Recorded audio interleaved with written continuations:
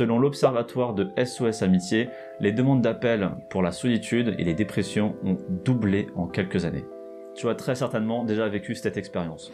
Tu te balades dans la rue, tu es entouré d'un nombre incalculable de gens, ou alors tu es en soirée avec des amis ou dans un bar. Bref, dans tous les cas, tu es entouré de personnes et pourtant, tu te sens incroyablement seul. Il faut d'abord commencer par comprendre la différence entre isolement et solitude parce qu'on a tendance à les confondre et à cause de ça, la solitude est quelque chose qui est mal vu. L'isolement, c'est lorsque tu te fais rejeter par la communauté, rejeter par les autres et de ce fait, tu te retrouves seul. C'est quelque chose qui est en dehors de notre contrôle. Tandis que la solitude n'est plus d'un besoin ou d'un désir de ressourcement ou d'introspection, de retour à soi. Mais étant donné que la solitude est quelque chose qui est mal vu, on a tendance à la fuir et à se distraire pour se soustraire d'elle. On va jouer aux jeux vidéo, on va traîner sur YouTube, sur Facebook ou sur Instagram et peut-être finir sur Tinder ou Pornhub. La solitude a très mauvaise réputation, donc on va tout faire pour l'éviter, pour la fuir. Pourtant, on est seul, on vit seul, on meurt seul. J'ai la chance d'avoir une famille et des amis sur qui je peux compter. J'ai aussi une bonne situation, tu vois, j'ai mon propre appartement, donc j'ai une situation confortable. Et pourtant, lorsque je stresse, lorsque j'ai peur, lorsque je doute, lorsque je me sens anxieux, lorsque je me sens triste, ou même lorsque j'ai du désir pour quelqu'un, ou lorsque j'ai du plaisir, lorsque je me sens ambitieux, motivé, lorsque je me sens inspiré, tout ça, je le ressens tout seul. Je suis le seul à expérimenter cette sensation. Si je fais une vidéo de motivation, je vais me sentir très motivé, je vais me sentir très inspiré, mais je ne vais jamais pouvoir transmettre cette émotion.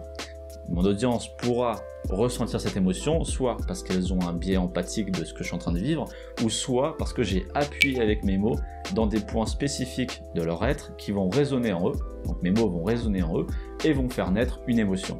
Mais mes sensations resteront à moi et vos sensations resteront à vous. Je n'ai fait qu'appuyer sur un point qui a déclenché quelque chose. Mais l'émotion de base naît en chaque individu, donc elle est propre, elle ne se partage pas. Imaginons un cube, il possède 12 arêtes. On va zoomer sur l'une d'elles et on trouve une succession de points. On va zoomer encore et on va retrouver juste un point isolé, entouré d'espace, de vide.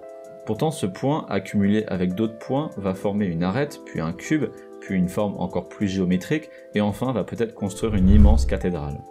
Mais avant de vouloir devenir une cathédrale, il faut accepter le fait d'être un point solitaire. Donc quoi que tu fasses dans la vie, qu'importe ce que tu ressens, même si tu as l'impression de ne pas l'être, tu es constamment, indéfiniment et incontestablement seul. Mais si elle est tant présente dans nos vies, pourquoi est-ce qu'on a autant de mal avec elle?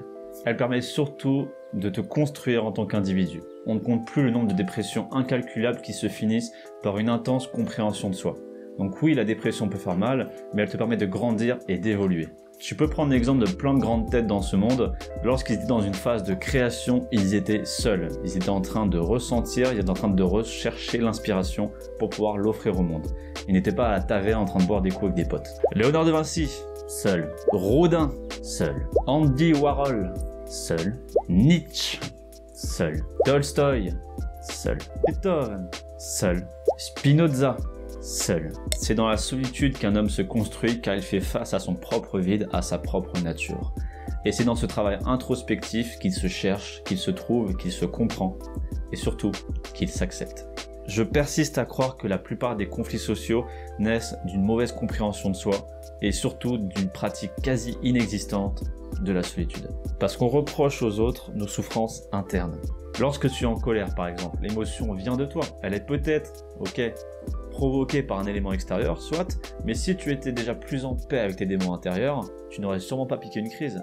Et c'est quoi le meilleur moyen d'être en paix avec soi-même? La solitude, la compréhension, la connaissance de soi. C'est pour ça que la phrase « le voyage fait grandir » est profonde et pleine de justesse. Cette phrase parle de voyage en solitaire et un nombre incroyable de films et de livres parlent de cette notion de solitude dans le voyage. Cette notion libératrice ou régénératrice. Car le voyage t'oblige à te retrouver seul. Je dirais même plus simplement, t'oblige à te retrouver.